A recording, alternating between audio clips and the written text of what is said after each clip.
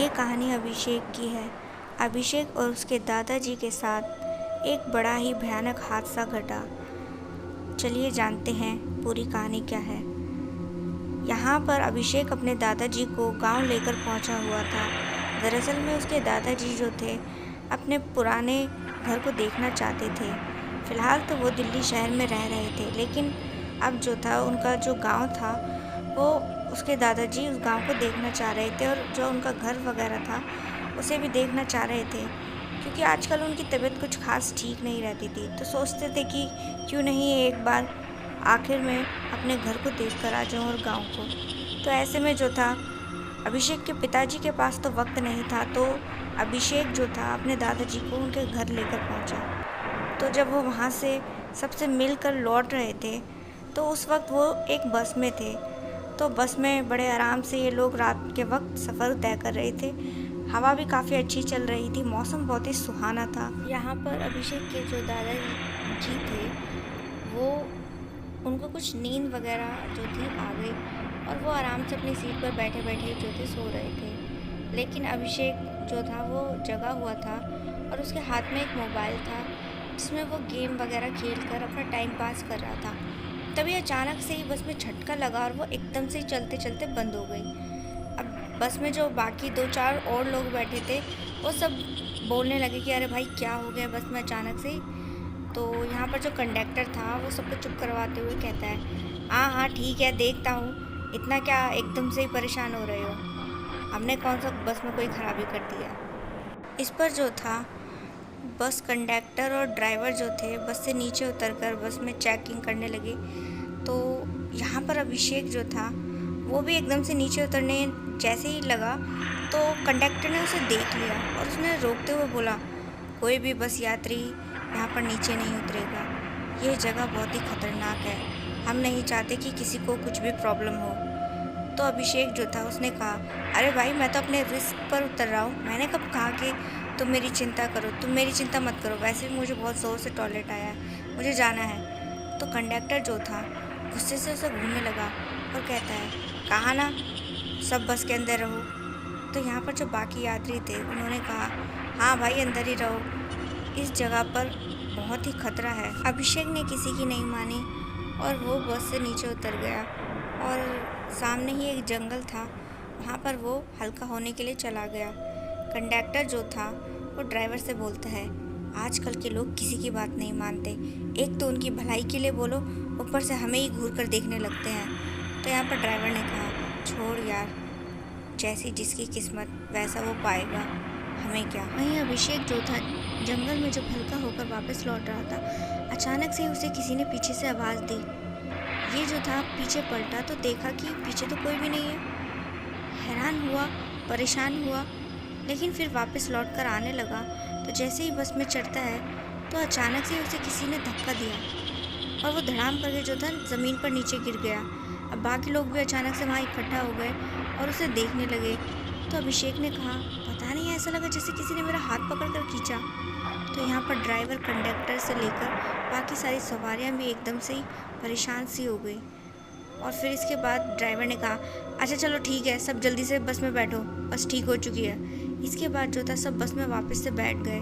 तो यहाँ पर जो दादाजी थे वो तो आराम से अभी तक भी सो ही रहे थे, उन्हें तो कुछ खबर ही नहीं थी। अब बस जो थी अपनी मंजिल तक पहुँच गई। तो यहाँ पर जो था ये लोग बस डिपो पर उतरे तो देखा कि चारों ओर सुनसान सा रास्ता है। तो यहाँ पर अभिषेक ने अपने छोटे भाई को फ़ोन करते हुए बुलाया। तो उसने कहा, हाँ भैया बस 2 मिनट में आ रहा हूँ, आप चिंता मत कीजिए। तो इसके बाद जो था अभिषेक का छोटा भाई अपने कार वगैरह के जो है लेकर आने लगा, क्योंकि दादाजी साथ में थे और अब वो ज़्यादा चलने की हालत में नहीं थे। तो और इस टाइम जो था ऑटो वगैरह भी मिलना थोड़ा मुश्किल सा था। तो यहाँ से उसका छोटा भाई निकल पड़ा था। तो यहाँ पर अभिषेक अपने दादाजी को बिठा देता है एक सीट पर और साथ में उनके बैठ जाता है। तो तभी जो था अभिषेक ने देखा कि सामने की ओर एक घना सा पेड़ था। अब उस पेड़ के नीचे कोई बैठा हुआ था। तो वो जो था अभिषेक को इशारा करके अपनी ओर बुलाने लगा। अभिषेक अपने दादाजी को वहीं सीट पर बैठा छोड़कर उस पेड़ के नीचे पहुंचे तो देखा कि उस पेड़ के नीचे एक भयानक सा आदमी बैठा हुआ था। अब उसको देखकर अभिषेक के पैरों तले की ज़मीन खिसक गई। वो घबरा कर वहाँ से दूर हट गया। तभी अचानक से किसी ने उसके कंधे पर हाथ रखा और जब वो पलटा तो उसने देखा कि ये तो वही बस कंडक्टर है जिस बस में वो आए थे, और वो जो दूसरा आदमी था वो अब गायब था। तो कंडक्टर ने कहा, क्या हुआ, तुमने कुछ देखा क्या? तो इस पर अभिषेक ने कहा, हाँ, यहाँ पेड़ के नीचे एक बड़ा भयानक आदमी था। तो इस पर कंडक्टर ने कहा, तुमसे कहा था ना बस से मत नीचे उतरना। उस रास्ते पर एक अजीबोगरीब ताकत रहती है जो जवान लोगों को अपना शिकार बनाती है, और शायद अब वो तुम्हारे पीछे पड़ चुकी है। अब तो भगवान ही तुम्हारा भला करेगा, नहीं तो वो जो है वो अपने साथ ही तुम्हें लेकर जाएगा। तभी जो था अभिषेक का भाई वहाँ पर कार लेकर आ गया, और वो दोनों जो थे सभी कार में बैठकर घर पहुँचे। अभिषेक ने घर वालों को सारी बात बताई तो सब बहुत ज़्यादा डर गए। यहाँ पर अभिषेक के पिताजी ने कहा, ये तो बहुत बड़ी समस्या हो गई है, अब क्या करना चाहिए? तब दादाजी ने कहा, मैं किसी ऐसे इंसान को जानता हूँ जो हमारे बेटे को उस बुरी ताकत से बचा सकता है। तो इसके बाद दादाजी ने किसी अपने दोस्त को फ़ोन किया।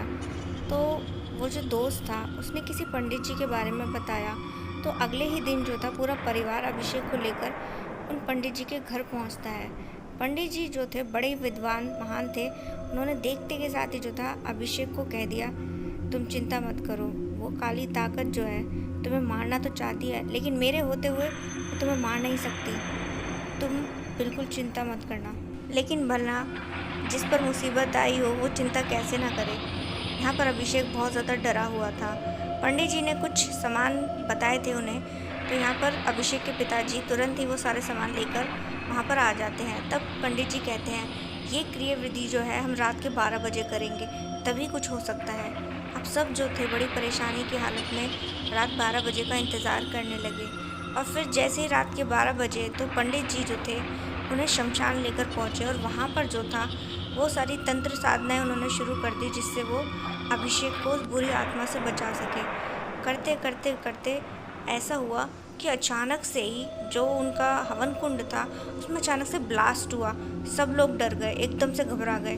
तो पंडित जी ने कहा, डरने वाली कोई बात नहीं है, अब वो आत्मा अभिषेक के पीछे नहीं है, मैंने उसे कैद कर लिया है। तो यहाँ पर पंडित जी जो थे एक बोतल दिखाते हैं। तो उस बोतल के अंदर कुछ अजीब सा तत्व नज़र आता है। तो वो बोलते हैं, यही वो चीज़ है, यही वो बुरी शक्ति है जिसे मैंने कैद कर लिया है, और अब तुम लोग बिल्कुल भी चिंता मत करना। और फिर इस तरीके से उस रोज़ अभिषेक की जान उस काली शक्ति से बच गई।